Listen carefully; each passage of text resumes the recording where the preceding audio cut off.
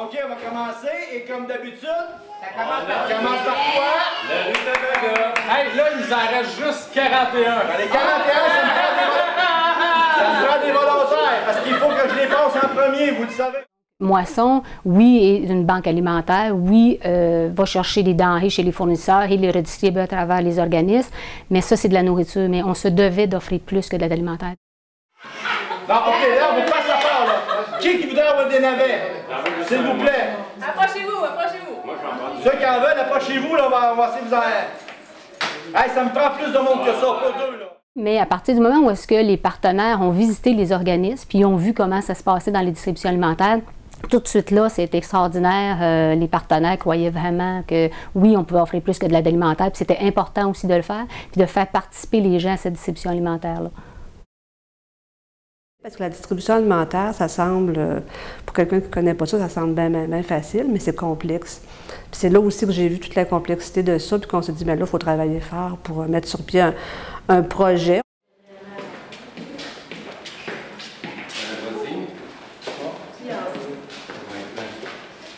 Les besoins au niveau de la distribution alimentaire, de la sécurité alimentaire en général, on les connaissait peu avant. Moi, je les connaissais peu.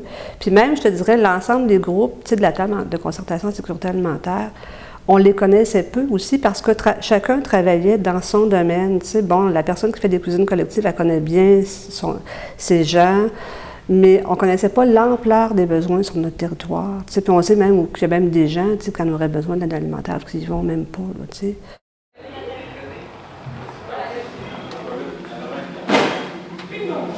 On s'est assis ensemble une bonne journée à la Maison de la Madone où on a réuni aussi les bénévoles qui travaillaient à la distribution alimentaire. Peut-être pas tous, mais il y en avait quand même un grand nombre.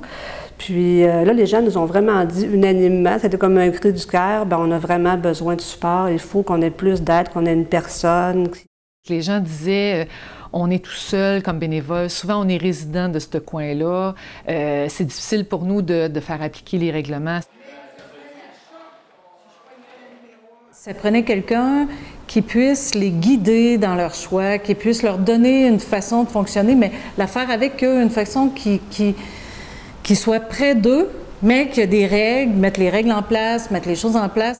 C'est vraiment le fait que tout le monde s'est mis ensemble. Je pense que c'est ça la force qui fait que Se Nourrir a pu voir le jour puis a trouvé du financement. Je pense que les bailleurs de fonds ont cru au projet parce que tous les partenaires avaient identifié le même besoin puis on s'est tous mis ensemble. Puis on y croyait vraiment, puis on y croit encore aujourd'hui.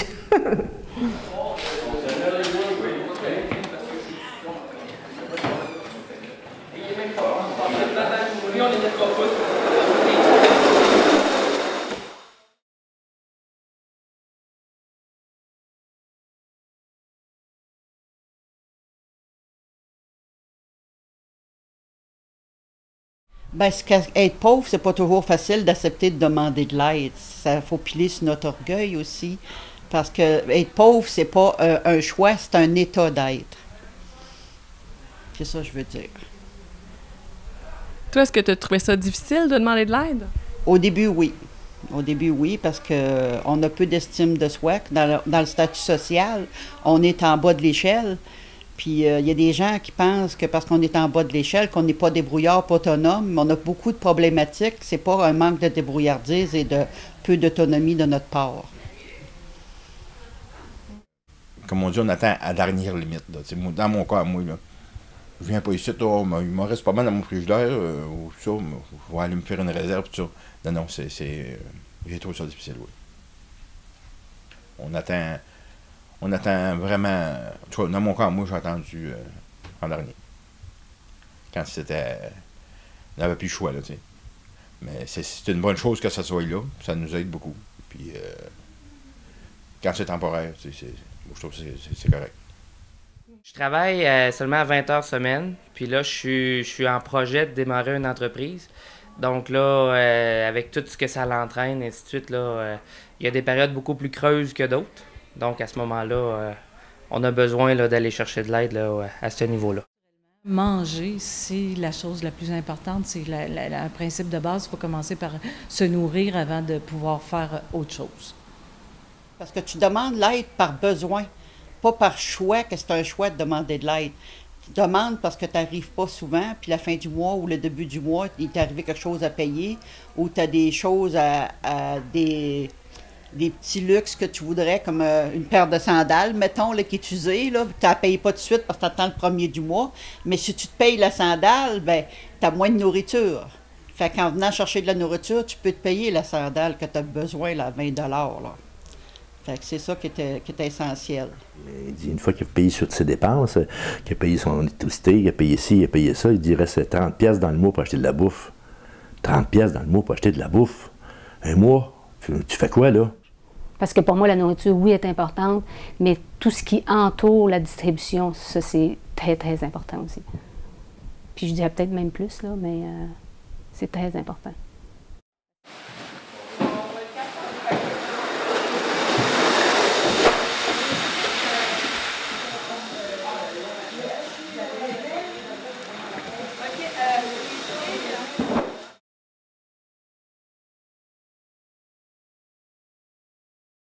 Mais toutes les méthodes qui ont été développées avec les bénévoles et les utilisateurs, c'est toutes des méthodes qui visent à rendre la distribution alimentaire le plus près possible des valeurs là, de la distribution.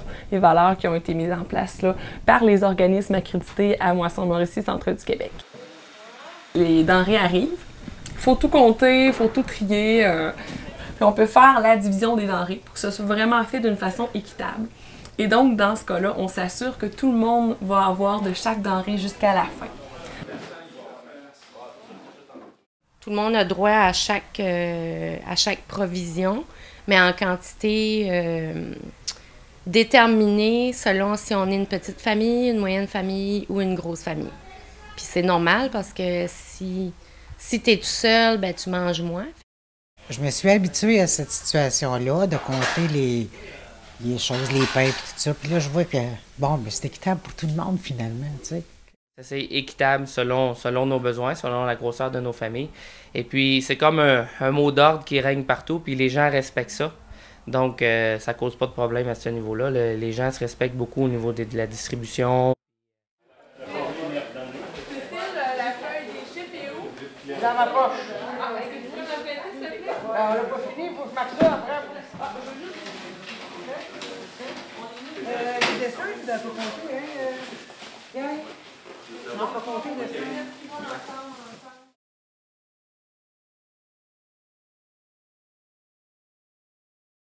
Être proche des gens, être vraiment très, très proche de leurs besoins, de leurs attentes, autant les bénévoles que les utilisateurs. Puis en même temps, être organisé, savoir coordonner les choses de façon respectueuse. J'appelle tout le monde par leur prénom. Des fois, je le faisais qu'un petit signe des fois, puis tu sais, ils me surveillent, puis juste le fait de les appeler par leur prénom et non par le nom de famille, puis tout, c'est plus personnel un petit peu. Donc, le respect, c'est d'être poli, c'est d'être patient, c'est d'être tolérant. C'est de s'assurer que tout le monde là, est traité d'une bonne façon là, durant la distribution alimentaire. Avant, les gens ils choisissaient pas leur nourriture. Les sacs étaient préparés. Une grosse famille, on donnait 3 sacs, une moyenne 2, une petite 1. Maintenant, on sépare chaque aliment dans des catégories différentes. Puis chaque personne, mettons, a le droit. Si tu as le droit à 2 choses, c'est toi qui choisis les 2 choses que tu veux. C'est intéressant quand les gens peuvent vraiment choisir là, ce qu'ils veulent prendre. Donc, le bénévole est là, il informe, il dit « Madame, vous pouvez prendre 3 tomates si vous voulez ». Puis la personne se sert, donc le bénévole est vraiment plus là pour échanger avec l'utilisateur. C'est vrai que c'est comme une épicerie, là, ça commence les légumes, tout ça, puis on ramasse les choses qui sont là et qui nous intéressent. Là. Si moi, en tout cas dans mon cas, quand j'en avais pas de besoin, j'en laisse pour les autres, parce que je ramène tout ce qu'on a de besoin. Là. Si on n'en mange pas, on le prend pas. Là, fait que c'est comme ça, oui, c'est bien organisé, avec le chariot, on fait le tour de la table, puis on a vraiment le temps de choisir nos choses. Puis si on n'est pas poussé, dépêchez-vous, là, on fait le tour, puis ça va bien.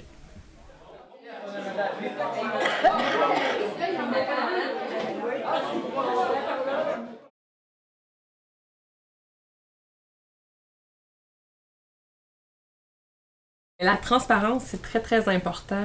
C'est de s'assurer que le fonctionnement est vraiment connu et compris de tout le monde. Donc, tout le monde peut savoir tout ce qui se passe, connaître tout le fonctionnement, poser leurs questions. Il n'y a rien de caché. Non, dès qu'on arrive, on voit la nourriture. Toute la nourriture est exposée. Oui, les tirages sont faits, sont faits pour tout le monde. Et tout le monde voit comment est-ce qu'on est en train de tirer ça. Oui, c'est ça. La transparence, même quand il reste des denrées, on fait le tirage. Chacun a son choix. Oui, c'est ça. S'il y a le moindre soupçon d'inéquité, on va le savoir. Il faut être capable d'y répondre. C'est pour ça que les règles devaient être claires et transparentes pour que tout le monde puisse les savoir et les connaître.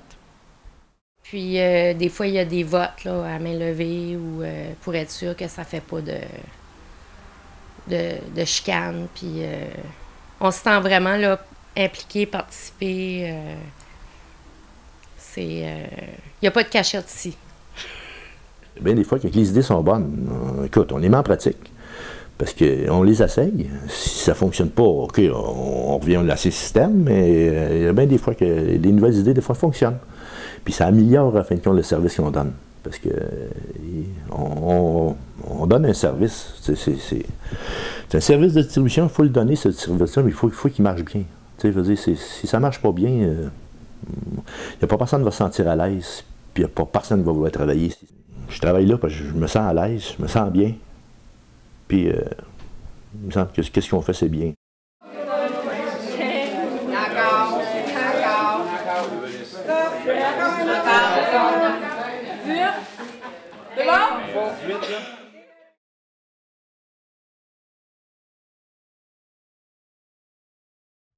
Les gens du secteur, il y a une dizaine de personnes qui viennent donner du bénévolat, consacrer le temps à aider. Puis c'est une bonne chose parce qu'au début, ils ont eu de la misère à trouver des bénévoles parce que les gens appauvris sont habitués de se tenir en clan ou d'être chez eux ou de réserver. On est pauvre, on reste dans notre coin, puis on n'ose pas trop bouger puis se faire voir parce qu'on dérange des fois. La pauvreté, ça dérange.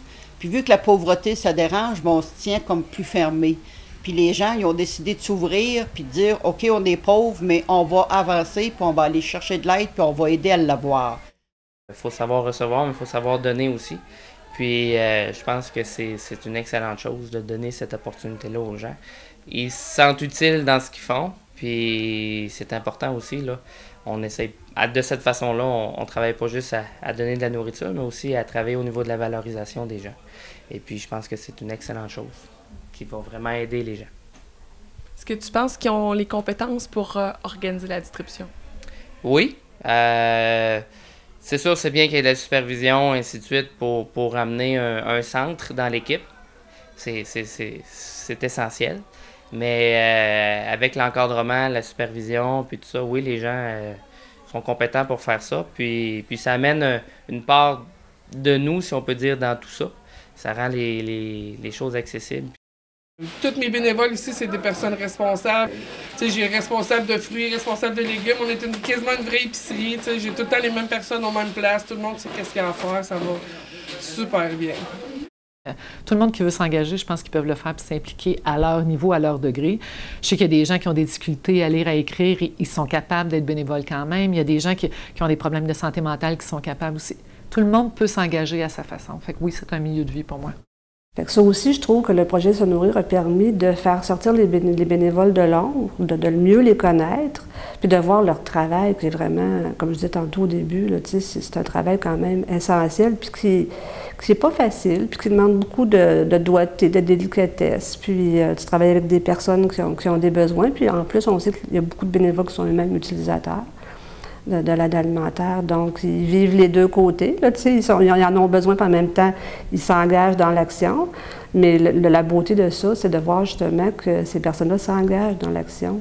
Puis, ils ne viennent pas juste chercher quelque chose, mais ils le font pour eux, puis ils le font pour leur communauté aussi. Puis, ils grandissent là-dedans parce qu'ils apprennent un paquet de choses. Fait que ça, je trouve que vraiment, c'est un bénévolat qui est extraordinaire, puis qui est enrichissant, puis qui peut se développer à différents niveaux à travers la distribution alimentaire, parce que tu peux apprendre plein de choses là-dedans, autant au niveau de l'alimentation, autant au niveau de toute l'organisation, la structure, compter les denrées, l'accueil.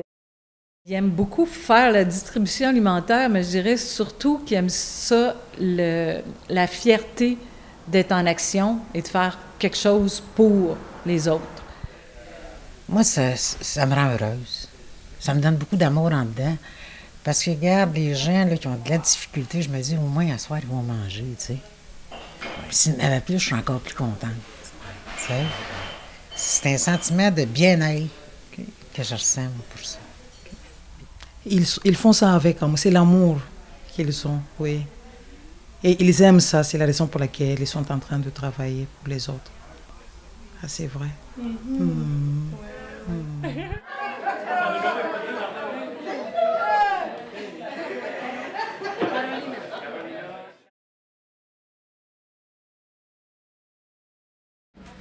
Je venais ici pour intégrer avec les sociétés québécoises. Et puis c'est fun parce qu'il y a beaucoup de nouveaux arrivants aussi qui prennent les aliments ici. Donc moi, je les explique comment préparer les choses parce qu'il y a les différents pays qu'ils ne connaissent pas. Et puis on rencontre tous les Québécois, tout le monde, on rencontre, on fait la connaissance. Donc ça nous aide vraiment à intégrer. Ils ont chacun leur histoire, là, mais on se retrouve tous être un peu dans la même situation parce qu'on est en situation de besoin. Et puis à ce moment-là, ben, les gens apprennent à se connaître, là, puis ça amène une ambiance qui est conviviale, familiale, puis c'est très bien. Rencontrer les gens, discuter de n'importe quoi. Moi, je suis venu ici aussi pour rencontrer du monde. Puis aussi faire de quoi, puis apprendre des affaires. On se sert le café, puis tous les biscuits, fait que les gens ont appris à tous se connaître. Puis nous autres aussi, on a appris à les connaître. Fait que là, ils viennent à tour de rôle, puis c'est comme des amis. On a affaire avec des êtres humains qui ne trouvent pas toujours ça facile non plus de venir à une distribution alimentaire. Hein. Mais en même temps, je trouvais que ça se faisait de façon conviviale. Puis je trouvais que les gens, tu sais, c'est un milieu de vie aussi. Je les fais rire. Essayer de faire un petit peu oublier, en fin de compte, pourquoi ils sont là. Tu sais, je veux dire, c'est plate que d'aller chercher de la nourriture de même. Fait que tu essayes un peu de les égayer en les faisant rire. Hein. 2! 25!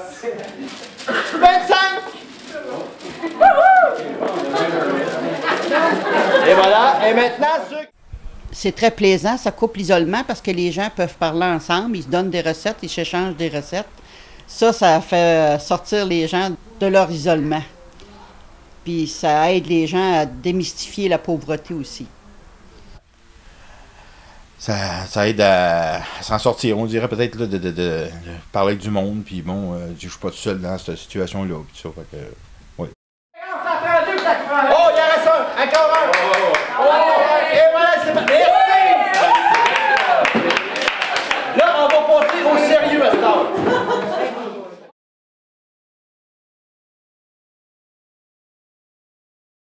Si le projet Se nourrir, agir, se développer est rendu où est-ce qu'il est rendu, c'est parce qu'on a travaillé en partenariat, tout le monde ensemble, et on y a cru tout le monde ensemble. C'est ça qui est magique, qui est fantastique. Puis quand je dis ensemble, les partenaires, oui, mais aussi les responsables de distribution alimentaire, les bénévoles qui s'impliquent, les utilisateurs des services alimentaires, tout le monde a participé à ce que ce projet-là, finalement, se réalise. C'était très intéressant aussi de pouvoir impliquer des gens d'un peu d'autres organisations autour pour qu'ils connaissent puis qu'ils vivent la réalité de la distribution alimentaire. Après ça, ils pouvaient mieux comprendre là, ce qu'on vivait puis mieux défendre aussi là, notre mission dans leur propre organisation. Fait que c'est ça la collaboration, c'est avec tous les acteurs, la concertation avec tous les acteurs qui sont de près ou de loin reliés à ce projet-là, autant en employabilité, en mise en action, en mise en mouvement, que ceux qui travaillent auprès de la pauvreté, en sécurité alimentaire. Fait que ça va rejoindre pas mal tout le monde. Et ça vaut la peine d'être dit, parce qu'au début, quand on s'est assis ensemble, on n'était pas nécessairement tous des partenaires qui étaient habitués de travailler ensemble. On croyait à ce projet-là. Moisson, on est vraiment super content de travailler avec les partenaires parce que c'est une force incroyable de travailler en partenariat. Chacun amène ses idées, chacun amène ses forces, puis à partir de là, ça donne quelque chose d'extraordinaire. Il y a beaucoup d'organismes qui prennent ça à cœur puis qui mettent l'épaule à la roue. C'est ça que je trouve fantastique, c'est vraiment un projet de terrain. C'est un projet qu'il faut penser, qu'il faut écrire des plans d'action, il faut qu'on ait des objectifs, il faut qu'on regarde si on est capable de les atteindre, tout ça, mais toujours en fonction du terrain puis des gens qui en ont besoin.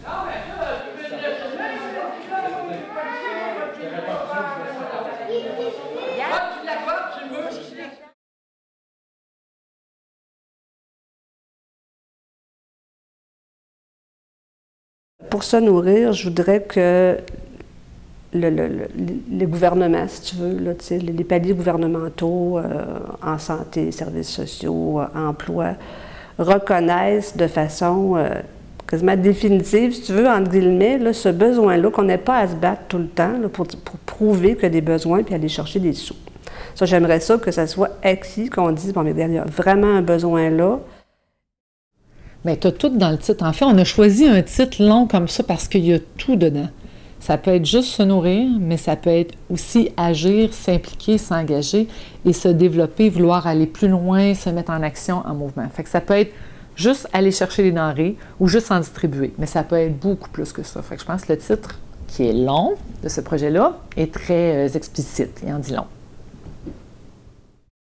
Sensibiliser les élus, sensibiliser les décideurs, puis permettre aux gens aussi d'avoir un meilleur revenu, parce que c'est pas toujours facile, quelqu'un, surtout une personne seule, quand on pense qu'elle a 500 $ par mois, puis qu'elle doit payer son logement, se nourrir, se vêtir, c'est sûr qu'elle va couper sur l'alimentation. Fait que je pense qu'il faut travailler un petit peu sur tous les volets, puis il faut travailler directement avec les gens. Ça, je pense que pour se nourrir, moi, je ne veux pas qu'on perde ça de vue. Même si je disais que ça prend des personnes pour épauler, des personnes salariées, ça va nous prendre du financement, c'est sûr, mais il faut le faire avec les gens, avec les utilisateurs, avec les bénévoles. Puis il faut prendre leurs idées, parce que je pense qu'on a des super bonnes idées. Ils ont juste besoin d'être écoutés, comme on le fait dans le projet Se nourrir, d'être écoutés, de mettre en œuvre certaines de leurs idées. Je pense que c'est en mettant tout ce beau monde-là ensemble que le projet va pouvoir se développer, puis pouvoir assurer peut-être les différentes étapes du continuum. Pour moi, le se nourrir, c'est vraiment... Ça va au-delà de juste, comme je disais tantôt, de juste l'aide alimentaire. Il faut partir de là, il faut mieux l'organiser, la structurer, la supporter comme tu fais dans ton rôle d'organisatrice communautaire. Mais il faut relier tout ça ensemble. Toutes les actions en sécurité alimentaire, il faut les relier. Autant le travail avec les popotes, les jardins, les cuisines collectives. C'est de voir que tout ça, tout le monde ensemble, on a fait la différence. Puis que c'est la personne qui était au cœur de nos actions. C'est ce qui est le plus important. Parce qu'il ne faut jamais perdre de vue que c'est la personne avant tout. Derrière chaque personne, il y a une histoire. Souvent, on veut se fermer les yeux sur ces choses-là. On ne veut pas les voir, on ne veut pas connaître. Mais c'est pas tout le monde qui sont ici par choix. Et puis, les personnes qui sont ici, ils n'ont pas nécessairement le goût d'être ici. Mais quelque part, on n'a pas le choix d'être là. Si on veut rejoindre les deux bouts à un moment donné. Donc, le fait de connaître ces histoires-là, je pense que ça pourrait sensibiliser les gens à la cause, puis aussi à enlever ces préjugés-là, que les gens sont là parce qu'ils sont là, parce qu'ils veulent être là. Moi, ce que j'aimerais, c'est remercier ceux qui font les commanditaires, qui donnent la nourriture à Moisson. Parce que grâce à eux, nous qui sommes plus pauvres que la moyenne des personnes, ben, on peut arriver à vivre mieux. Puis ça, c'est un grand merci à lui donner. Puis je compatis sur l'aide qu'on a, parce que c'est pas toujours facile à aller chercher. Mais grâce à eux, on bouge, puis on est capable de foncer parce qu'on sait qu'ils sont là pour nous aider monétairement, en nous donnant des dons. Puis ça, c'est gratifiant de savoir qu'il y a du monde comme ça qui existe. Merci. Mais je sais, moi je crois fermement que s'il n'y avait pas des gens comme vous qui ont voué leur avenir à ce genre d'œuvre-là, on n'en aurait probablement pas. Donc j'espère que vous et d'autres comme vous, l'âme missionnaire, la vocation, que vous allez continuer malgré tout. Parce que je ne pense pas que ça va devenir de plus en plus facile, au contraire. Mais déjà, on peut vous dire un fier merci. Et les gens, quand ils sortent d'ici, ils ont vu un peu de, comment on dit, de charité. De charité vraiment charitable qui viennent de vous-même. Et ça nourrit pas seulement le corps, ça nourrit aussi l'âme. Et vous avez vu un peu dans les gens, les bénéficiaires, il y a comme un genre d'esprit communautaire qui se crée et qui se savoure. Des gens qui en ont souvent pas de témoignages de ce genre-là. J'espère de tout mon cœur que vous allez pouvoir continuer. C'est mon vœu pour vous et pour nous. On a offert finalement des petits bonheurs. On les a pas emballés, mais on les a offert des petits bonheurs pour qu'ils partent chez eux. Puis oui, ils repartent avec un sac dans lequel il y a de la nourriture, mais ils repartent avec l'esprit, le cœur peut-être plus léger aussi. Plus heureux. Oui. Un grand merci pour tout et en tout.